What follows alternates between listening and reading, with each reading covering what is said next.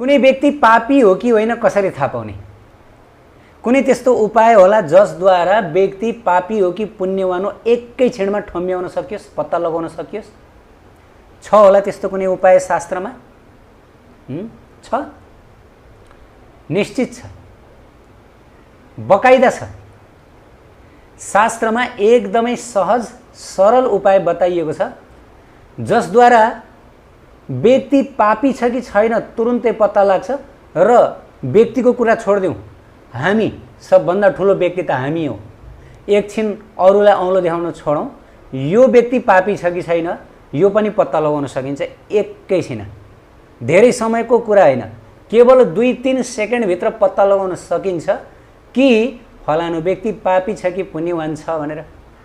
भगवत गीतामै बताइएको छ, भगवत गीतामै बताइएको छ। अब त्यो उपाय के हो? त्यो उपाय हो तपाईँ कुनै व्यक्तिलाई गएर तपाईँ त पापी भनेर भनिदिनुहोस्। यदि त्यो व्यक्तिले तपाईँको मुखबाट तपाईँ त पापी हो यो शब्द सुन्ने बित्तिकै रिसले जुरमुरेर के रे मलाई पापी भन्ने, तपाईँ चाहिँ डबल पापी, त यदि यस प्रकार प्रतिक्रिया दिन्छ भने शास्त्रमा बताइएको छ कि त्यो व्यक्ति साँच्चै पापी हो, साँच्चै पापी हो। हो, तपाईँ कोही व्यक्तिलाई ए तपाईँ त पापी हुनुहुँदो रहेछ भन्नु, त्यो व्यक्ति रिसले जोरमुरेर मलाई पापी भन्ने, तपाईँ चाहिँ डबल पापी, तेबर पापी, त यस्तो किसिमले प्रतिक्रिया दिन्छ भने त्यो व्यक्ति साँच्चै पापी हो र त्यो व्यक्तिभित्र पाप छ। बुझ्नु यसरी। अब उतापट्टि यदि तपाईँ अर्को व्यक्तिलाई गएर तपाईँ त पापी हुनुहुँदो रहेछ यदि यस प्रकार भन्नुभयो र त्यो व्यक्तिले केही पनि प्रतिक्रिया दिएन वा त्यो व्यक्तिले हो हजुर म त एकदम पापी छु, म साँच्चै एकदम पापी छु, हजुरले मलाई सही नाम दिइबक्स्यो पापी, म सही छु, त यस प्रकार आफू पापी भएको यो स्वीकार गर्दछ भनेदेखि यो व्यक्ति पापमुक्त, यो व्यक्ति पापी होइन रे। एकदम सहज उपाय, एकदम सजिलो उपाय। को व्यक्ति पापी हो को व्यक्ति पापी होइन कसरी ठम्ब्याउने? कृपया प्रयास नगर्नुहोस्, झगडा पर्न सक्छ, कुटाइ पनि खान सक्नुहुन्छ। यदि कोही व्यक्तिलाई गएर तपाईँ पापी हो भनेर भन्नुभयो भने निश्चित रूपले त्यहाँ त मुक्कामुक्की भइहाल्छ। यो मनले सोच्ने कुरो। मैले जे भनिरहेको छु त्यो अरूलाई सोध्नुभन्दा अगाडि त्यो यो महाशयलाई सोध्नुपर्छ हामीहरूले। यो महाशय, हामीहरू सब एक एकजना महाशयहरू, हामीहरू सबजनाले आफूले आफूलाई एकदमै धर्मात्मा सोचिरहेका छौँ, एकदमै महान सोचिरहेका छौँ। अब हामीलाई यदि कोही व्यक्तिले तपाईँ त पापी हो, तपाईँ त साँच्चै पापी हुनुहुँदो रहेछ भन्यो भने हामीलाई कतिको रिस उठ्छ, हामी कतिको जुर्मुराउँछौँ। हो यो परीक्षण गरौँ, अरूको परीक्षण गर्नु भनेको होइन, आफ्नो परीक्षण गरौँ। कतिको रिस उठ्छ, कतिको झनक्क हुन्छ, गएर एक मुक्का दिउँ जस्तो लाग्छ कि लाग्दैन? मलाई पापी भन्ने रे, म जस्तो पवित्र, म जस्तो केही पाप नगरेको मान्छे हो कि न? प्रायः मानिसहरू त्यही भन्दछ, मैले केही पाप गरेँ कि छैन, मबाट त्यस्तो कुनै कुकर्म भयो कि छैन, मैले मारेको छैन, मैले काटेको छैन, मैले ठगेको छैन, यो गरेको छैन, त्यो गरेको छैन। तर बिचरा मानिसहरूलाई यो थाहा छैन कि उनीहरूले प्रत्येक क्षण मारिरहेका छन्, उनीहरूले प्रत्येक पाइला पाइलामा पाप गरिरहेका छन्। उनीहरूले होइन, हामीहरूले। मैले अघि नै बताएँ यो महाशयलाई पनि हो, हामी सबै महाशयलाई। त चैतन्य चरितामृतका रचनाकार कृष्णदास कविराज गोस्वामी जो चैतन्य महाप्रभुका महान भक्त पार्षद हुनुहुन्छ। अब चैतन्य महाप्रभु जो साक्षात श्री कृष्ण हुनुहुन्छ, राधा रानीको भावमा अवतीर्ण हुनुभएको राधा भाव प्रचार गर्नको लागि। अब उहाँ कति परम पवित्र हुनुहुन्छ, अब राधा कृष्ण कति परम पवित्र हुनुहुन्छ होला हामी त्यसको वर्णन गर्न सक्दैनौँ। अब उहाँको निज पार्षद, उहाँको निज भक्त सेवक, अब उहाँ कति पवित्र हुनुहुन्छ होला, किनभने परम पवित्र नभइकन परम पवित्रको सेवा प्राप्त गर्न सकिँदैन, सानिध्य प्राप्त गर्न सकिँदैन। अब कविराज गोस्वामी जहिले चैतन्य महाप्रभुको लीला लेख्नुभयो चैतन्य चरितामृतमा, उहाँले घोषणा गरेर बताउनु भयो। के बताउनु भयो थाहा छ? कृपया ध्यान दिएर सुन्नु होला कि जो सच्चा पापी हो त्यो पापी व्यक्तिले आफूले आफूलाई म निष्पाप हुँ भन्दछ, र जो सच्चा निष्पाप हुनुहुन्छ त्यो व्यक्तिले आफूले आफूलाई एकदमै पापी सोच्नुहुन्छ। ल प्रमाण स्वरूप हेर्नुहोस्, कविराज गोस्वामी लेख्नुहुन्छ, जगाई मदाई हैते मुही से पापिष्ठ, पुरी से र कीट हैते मुही से लगिष्ठ। त कविराज गोस्वामी चैतन्य चरितामृत जस्तो परम दिव्य र विश्वविख्यात ग्रन्थमा लेख्नुहुन्छ कि जगाई मदाई बरु म भन्दा धेरै पवित्र, म त जगाई मदाई भन्दा पनि अझ पापी अधम, म त विष्ठाको किरा हुँ। जुन विष्ठा हुन्छ नि टट्टीमा हिँड्ने किरा, सुलसुल गरेर हिँड्ने, म त्यो हुँ भनेर केनदास कविराज गोस्वामी जस्ता महान भक्त, सिद्ध भक्त, महाप्रभुका पार्षदले भन्दै हुनुहुन्छ। ल हेर्नुहोस्, उहाँले यो विचार गर्नु भएन कि यो चैतन्य चरितामृत नाम गरेको शास्त्र भोलि सारा विश्वले पढ्दैछ, सारा भक्तहरूको प्रिय शास्त्र हुँदैछ, अनि त्यो शास्त्रमा उहाँले बताउँदै हुनुहुन्छ म त टट्टीको किरा हुँ, जगाई मदाई भन्दा पनि म हीन हुँ, म पापी हुँ। ल हेर्नुहोस्, जबकि जगाई मदाई को थाहा छ? जगाई मदाई भनेको कति महापापी, कति निकृष्ट व्यक्तिहरू कि उनीहरूले प्रत्येक दिन रेप गर्ने, प्रत्येक दिन मर्डर गर्ने, प्रत्येक दिन उनीहरूले हत्या गरेका मानिसहरूको पहाड, प्रत्येक दिन शराब पिउने, प्रत्येक दिन उनीहरूले हजारौं पाप कर्म गर्दथे। उनीहरूको पाप कर्मको हिसाब किताब राखेर चित्रगुप्त बेहोस हुन्थे। माथि नरक विभागमा पनि चित्रगुप्तको ठुलो युनिट उनीहरूको ती दुई दाजुभाइको पाप कर्मको हिसाब किताब राख्न, नोट गर्नको लागि खटाइएको थियो यमराज्यद्वारा। ल हेर्नुहोस्, अब कति पापी हुन् ती जगाई मदाई। अब त्यस्ता पापी भन्दा पनि पापिष्ठ जगाई मदाई भन्दा पनि निम्न स्थानमा कृष्णदास कविराज गोस्वामीले आफूलाई राखिबक्स्यो र उहाँले भनिबक्स्यो, जगाई मदाई हैते मुई से पापिष्ठ, पुरी से र कीट हैते मुई से लगिष्ठ। म त यी जगाई मदाई भन्दा पनि पापिष्ठ छु, पापिष्ठ छु, म त टट्टीको किरा हुँ, टट्टीको किरा हुँ। कसले? चैतन्य चरितामृत नाम गरेको परम दिव्य शास्त्रका रचनाकार। चैतन्य चरितामृत नाम गरेको शास्त्र पढ्यो भनेदेखि राधा कृष्णको प्रेममा जो पनि सजिलैसँग डुब्दछ, महाप्रभुको प्रेममा डुब्दछ। अब यस्तो दिव्य ग्रन्थ लेख्नुभएका, यस्तो दैन्य ग्रन्थ लेख्नुभएका कविराज गोस्वामीले आफूलाई हेर्नुहोस् त वास्तवमा भन्नुपर्दा जब व्यक्ति साँच्चै पवित्र हुन्छ, साँच्चै पापमुक्त हुन्छ, त्यसपछि चाहिँ उसले आफूलाई म त एकदम पापी, ओहो म जस्तो पापी यो संसारमा कोही नै छैन, हे प्रभु। नरोत्तम दास ठाकुर महाराजले उहाँले के गाउनुभयो? नरोत्तम दास ठाकुर महाराजले मौसम पतित प्रभु नपाइबे आरा। ल हेर्नुहोस्, सबै भगवत परिकरहरू, चैतन्य महाप्रभुका पार्षदहरू, राधा रानीका परम शुद्ध भक्तहरू, तर पनि उहाँहरूले आफूलाई विनीत भावमा, विनम्र भावमा सोच्दै हुनुहुन्छ र सारा दुनियाँलाई देखाउँदै हुनुहुन्छ, मौसम पतित प्रभु, हैन म भन्दा पतित अरू कोही छैन, अरू कोही छैन प्रभु, म जस्तो पापी। सिक्नु पर्छ।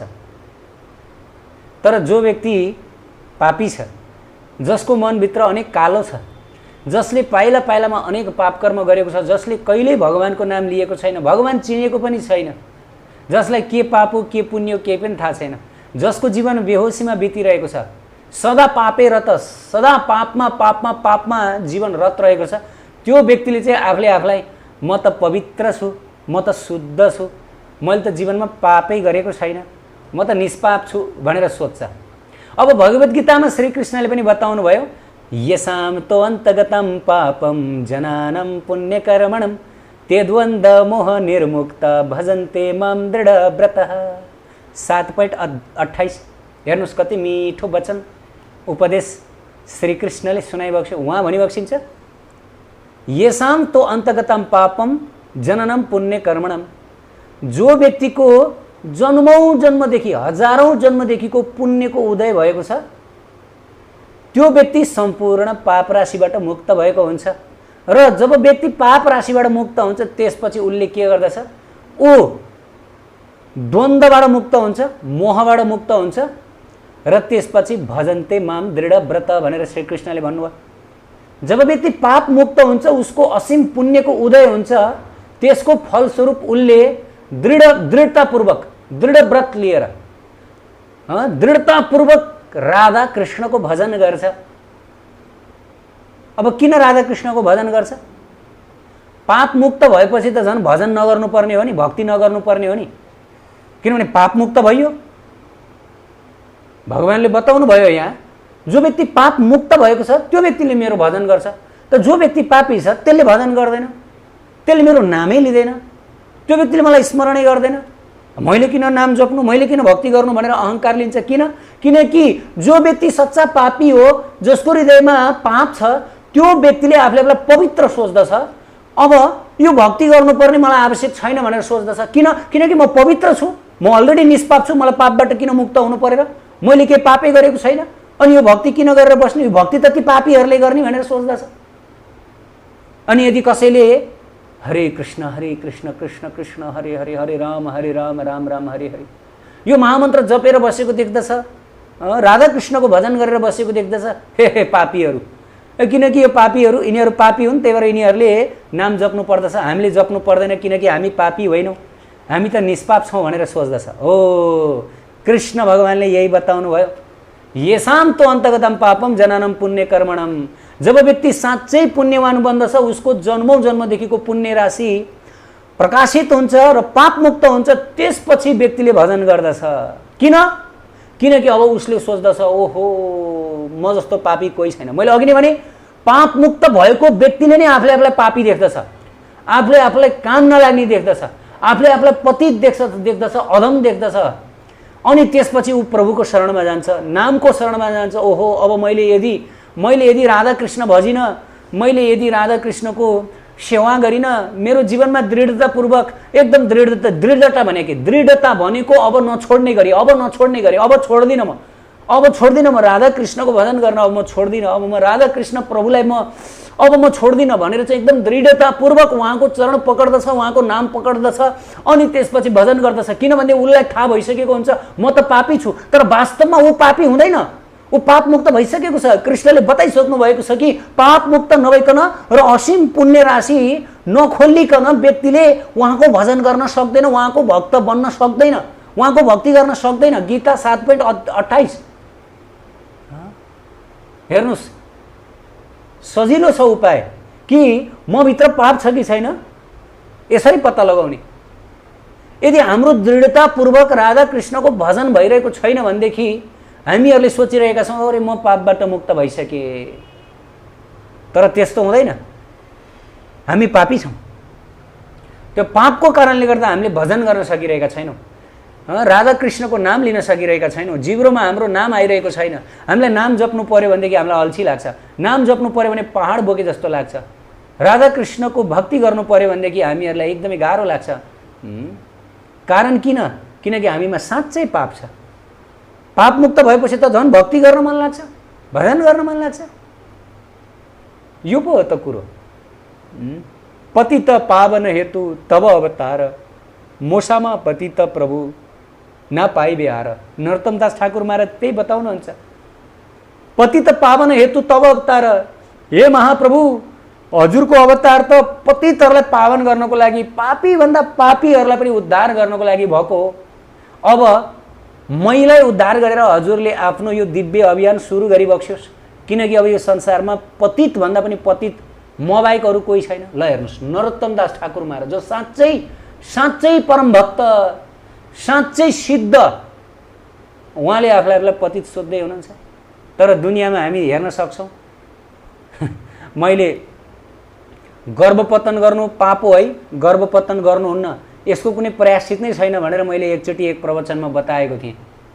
अनि त्यस प्रवचनमा केही महानुभावलाई मेरो कुरो चित्त बुझेन छ, मेरो कुरो होइन, शास्त्रको कुरो। अनि महानुभावले उल्टो भन्नुभयो, यस्तो कुरो गर्ने तपाईँ चाहिँ पापी। ल मैले भने गर्भपतन गर्नु पाप हो है, यो गर्नुहुन्न, गर्भभित्रको त्यो अबोध शिशुलाई मार्नुहुन्न, कर्म लाग्छ भनेर मैले यस प्रकार भने, शास्त्र पल्टाएर उल्टो मलाई नै यस्तो कुरो भन्ने तपाईँ चाहिँ पापी, के भन्न सकिन्छ? त हामी देख्न सक्दछौँ संसारमा कि कोही पनि मानिसहरूले आफूलाई म पापी हुँ भनेर स्वीकार गरिरहेका छैनन्। बहुत बिरलै जसले स्वीकार गरेका छन् ती व्यक्तिहरू त महात्मा भएका छन्। महात्मा हेर्नुहोस्, जुन दिन हामी स्वीकार गर्छौँ कि म पापी हुँ, त्यो दिन तपाईँ महात्मा बन्नुभयो। साँच्चै तपाईँ महापुरुष हुनुभयो त्यो दिन। तर जुन दिनसम्म मैले पापै गरेको छैन, म पापी नै होइन, अब यस्तो भन्ठान्छौँ भनेदेखि तपाईँ हामी साँच्चै पापी हौ। यस प्रकार शास्त्रमा महापुरुषहरूद्वारा बताइएको छ। उत्कृष्ट आध्यात्मिक जानकारीहरूका लागि नेपालकै पहिलो शुद्ध आध्यात्मिक च्यानल टिभी लजिकल कृष्णलाई सब्स्क्राइब गर्न नभुल्नुहोला र हरेक अपडेट्सका लागि यो बेल आइकन पनि दबाइदिनुहोला।